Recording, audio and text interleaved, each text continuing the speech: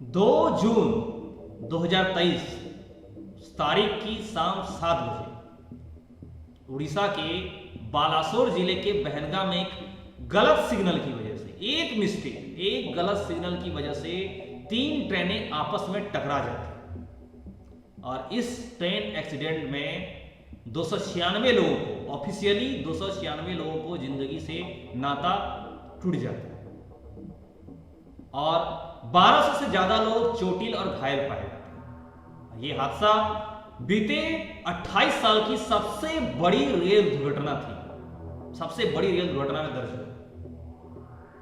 नमस्कार, मैं उमेश कुमार झा और आज की इस वीडियो में मैं आपको 2023 में घटी देश की वो तमाम दर्दनाक हादसे या दुर्घटनाओं को बताऊंगा जो साल को हमें हंसते पूर्वक विदा देने नहीं देगी। हम नए साल में शायद वो खुशियां नहीं मना पाएंगे अगर ये हादसे हमारे मन मस्तिष्क में आए। वैसे तो ये खबरें, ये दुर्घटना, ये चीजें आपने नेशनल टेलीविजन पे खबरों में सुनी होगी, लेकिन ये वीडियो इसलिए भी महत्वपूर्ण है क्योंकि हम आज उन घटनाओं को याद करने के साथ साथ हम मुख्य बातें सीखेंगे। क्या सीखेंगे कि हमने गलती क्या की और इस घटना से हमें क्या सबक मिला, और ये सबक सीखना जरूरी है ताकि हम आने वाले वर्षों में, आने वाले सालों में वो गलती ना दोहराएं और हमें इन अश्रुजनक घटनाओं का सामना न करना। साल 2023 की सबसे बड़ी दर्दनाक हादसे में से बालासोर ट्रेन एक्सीडेंट है, जिनमें 296 लोगों ने जिंदगी से नाता तोड़ दिया। 3 ट्रेनें, मालगाड़ी एक्सप्रेस और ये शालीमार से चेन्नई जाने वाली कोरोमंडल एक्सप्रेस जो बहनगा में मेन लाइन से लूप लाइन में घुस गई। ये ट्रेन वहां खड़ी मालगाड़ी से टकरा गई और कोरोमंडल के कुछ कोच बगल के ट्रैक पर बिखर गए, दूसरी ट्रैक पर, और उसी वक्त बेंगलुरु हावड़ा सुपरफास्ट भी आ गई और कोरोमंडल के बिखरे हुए कोच से सीधे टकरा गई। 3 रेल आपस में टकरा गई और कईयों की जिंदगियां जीवन से नाता तोड़ गई। आखिर गलती क्या थी, क्या गलती हुई इसमें? सीबीआई ने तो बताया कि सीनियर डिविजनल सिग्नल और टेलीकॉम इंजीनियर की मंजूरी के बिना मरम्मत कायम किए जा रहे थे और मेंटेनेंस के समय तारों की गलत लेवलिंग से ऑटोमेटिक सिग्नलिंग सिस्टम में गड़बड़ी हुई और ट्रेन गलत ट्रैक पर चली गई। ये एक गलती, ये एक मिस्टेक कईयों की जिंदगी का रिश्ता तोड़ गया। इस घटना से हमें सबक क्या मिलता है? घटना से सबक यह मिलता है कि कमिश्नर ऑफ रेलवे सेफ्टी ने माना कि कवच सिस्टम और बड़े अधिकारियों के बीच सही कोऑर्डिनेशन से ऐसी घटनाओं को टाला जा सकता है। यानी कि इन हादसों में अगर हम जो रेलवे सेफ्टी जो है, उन्होंने ये भी बात, उसने भी माना कि कवच जो सिस्टम है और बड़े अधिकारियों के बीच में, इनके बीच कोऑर्डिनेशन होनी चाहिए, ट्रांसपेरेंसी होनी चाहिए ताकि ऐसी घटनाओं को टाला जा सकता है। ये मिस्टेक नहीं है।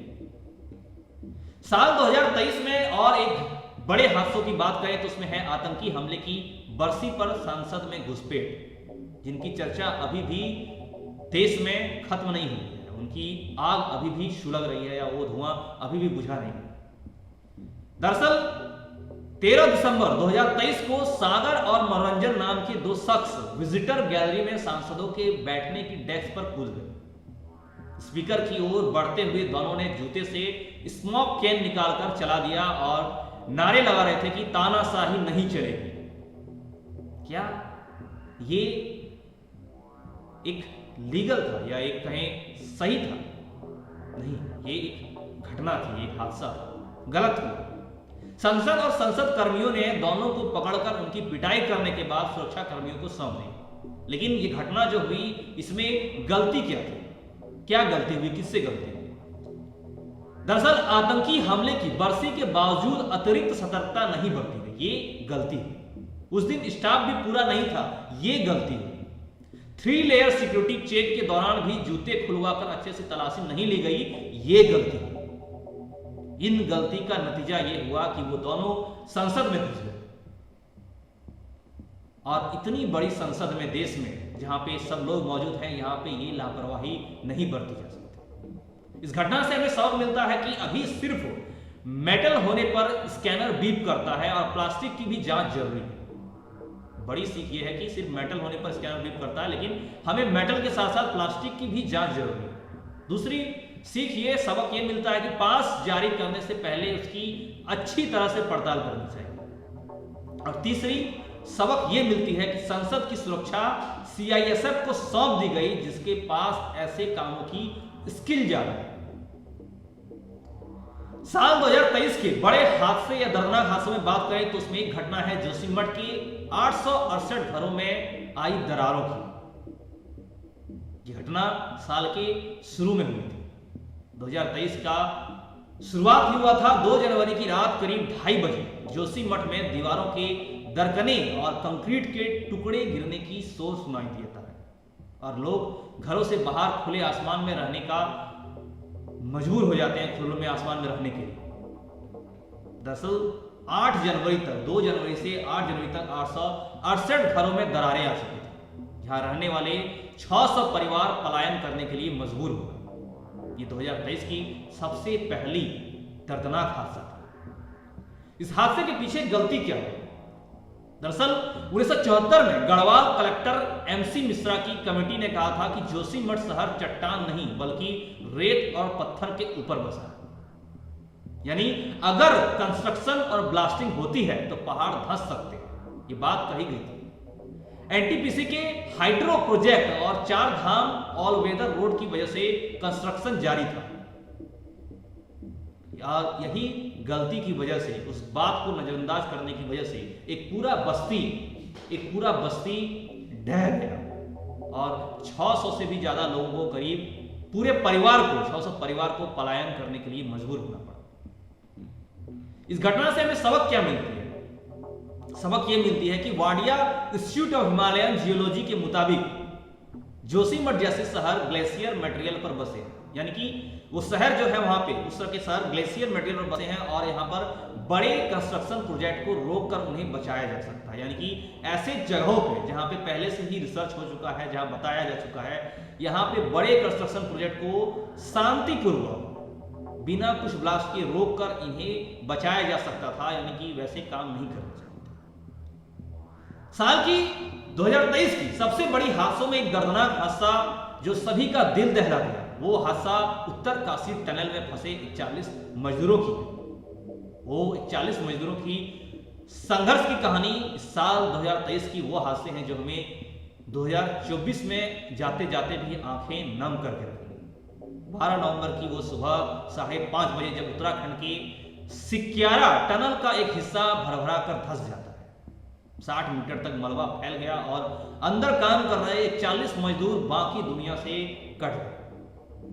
उसके बाद कई सारी संघर्षें आई, कई चुनौतियां आई। अमेरिकी आगर मशीन भी रेस्क्यू में नाकाम हो, अमेरिका से जो स्पेशली मंगाया गया था। 17 दिन बाद 28 नवंबर को 17 दिन की कड़ी संघर्ष के बाद रेड माइनर्स ने 900 MS की पाइप के जरिए सभी मजदूरों को सुरक्षित बचा लिया। यह हादसा में जान तो सभी की बचा ली गई, लेकिन वो 17 दिन जिंदगी और मौत से जूझने वाले थे। देश का हर नागरिक उनको सोचकर अपने आंखों में आंसू लाया। ये घटना हमें रुला देती है। आखिर इस घटना में गलती क्या है? क्योंकि गलती तो हुई थी। दरअसल L&T कंपनी के पूर्व प्रोजेक्ट डायरेक्टर मनोज गरनायक के मुताबिक उन्हें बताया कि संभव कि विस्फोट से चट्टान की पकड़ कमजोर होने से टनल धंसी। हालांकि ये एक प्रकार का हादसा है, प्राकृतिक है, लेकिन ये संभावना बताई गई। लेकिन इस बात से हम सबक सीख सकते हैं, इस घटना से हम सबक सीख सकते हैं। सबक क्या सीख सकते हैं?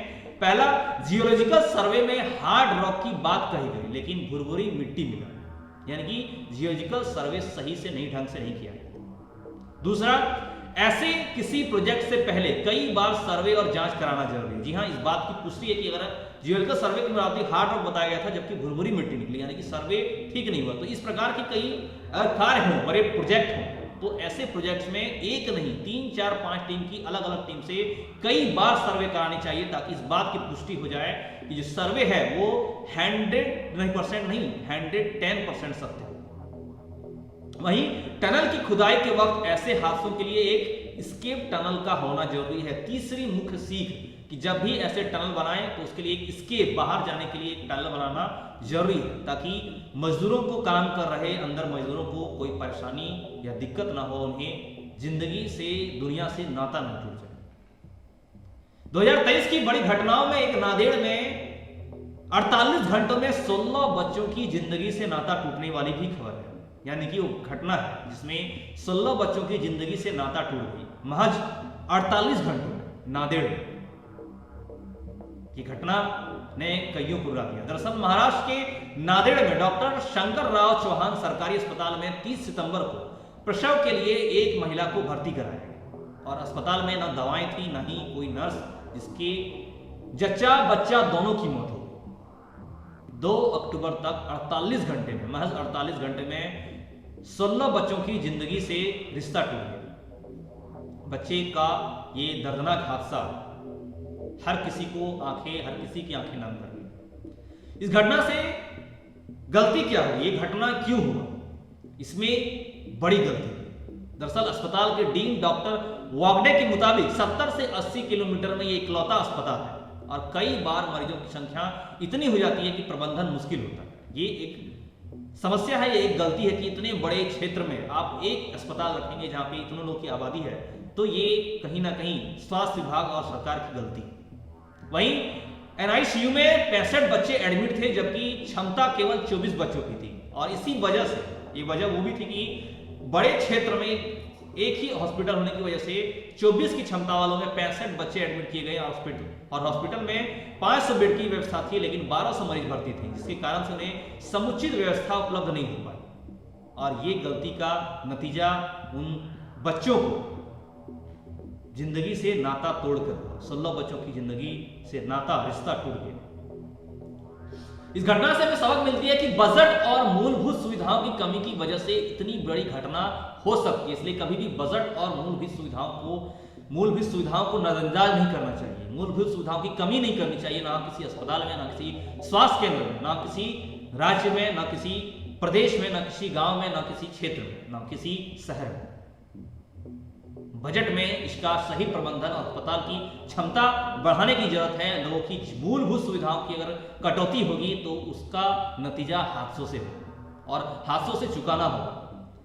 दूसरा सबक यह मिलता है कि अस्पताल में शिशुओं को सांस लेने में मदद करने वाली मशीनें यानी मैनुअल रिसिस्टेटर जो थे वो उपलब्ध होती है। अगर हाँ, तो क्या इसके लिए प्रशिक्षित कर्मचारी हैं? जवाब है नहीं। यानी कि ऐसे अस्पतालों में अगर मैनुअल रिसिस्टेटर हैं तो इन्हें चलाने के लिए, इन्हें यूज करने के लिए प्रशिक्षित कर्मचारी भी होनी चाहिए। यानी कि पहले कर्मचारी को ये बात बता देनी चाहिए कि इसे इस्तेमाल कैसे किया जाए, क्योंकि उसके जानकारी के अभाव में ये होते हुए भी उसका सही से इस्तेमाल नहीं किया जा सकता। 2023 की दर्दनाक और अश्रुजनक हादसों में सिक्किम में आई बाढ़ भी, जिसमें 75 लोगों ने जिंदगी से नाता तोड़ दिया। 4 अक्टूबर 2023 की वो दिन जब सिक्किम में दक्षिण लोनाक झील के फटने से तीस्ता नदी पर बना बांध टूट गया। पानी का बहाव 15 मीटर प्रति सेकंड था, यानी 54 किलोमीटर प्रति घंटा। आप सोच सकते हैं कितनी रफ्तार थी। आमतौर पर लोग बाइक भी उतनी, एक सामान्य बाइक भी उतनी तेजी नहीं चलती। 54 किलोमीटर प्रति घंटा। इसमें 75 लोगों ने अपनी जिंदगी से रिश्ता तोड़ दिया। प्रकृति ने कहें उनसे जिंदगी का छीन ली और सेना ने 22 जवानों समेत 105 से ज्यादा लोगों को लापता होने की भी खबर बताई। यानी कि 22 जवान, 75 लोग तो हजरत, उसके अलावा 22 जवान और 105 से ज्यादा लोग लापता हैं, जिनका हजारों लोगों का विस्थापन भी झेलना पड़ा है। और ये जो लापता लोग हैं उनका अब तक पता नहीं चला है। साथ ही हजारों लोग इस हादसे की वजह से या कहें इस बाढ़ की वजह से हजारों लोग को वहां छोड़ के जाना पड़ा। इस घटना में भी गलती हुई है। प्रकृति के साथ साथ गलती यहां पे इंसान की है कि दरअसल वैज्ञानिकों ने साउथ लोनाक लेक पर ग्लेशियल लेक आउटबर्स्ट फ्लड यानी जीएलओ की आशंका बहुत पहले ही जताई थी। गलती यह हुई कि उस बात को इग्नोर किया गया, नजरअंदाज किया गया। ग्लोबल वार्मिंग के कारण ग्लेशियर तेजी से पिघल रहे थे और इससे कई हिमालयी झीलों के जल स्तर में बढ़ोतरी हुई, जिस पर ध्यान नहीं दिया गया और इस नतीजा से यह हादसा हुआ। वहीं ग्लोबल वार्मिंग के पीछे भी ये मानव समुदाय, लोग, सरकार, फैक्ट्री, ये सारे लोग जिम्मेदार हैं। पेड़ों की कटाई करने वाले लोग जिम्मेदार हैं। प्रकृति का ध्यान नहीं रखने वाले लोग जिम्मेदार हैं। ये सारी उनकी गलती है जो प्रकृति के साथ खिलवाड़ कर रहे हैं। विकास के नाम पे हर बार प्रकृति का दोहन करना गलती है।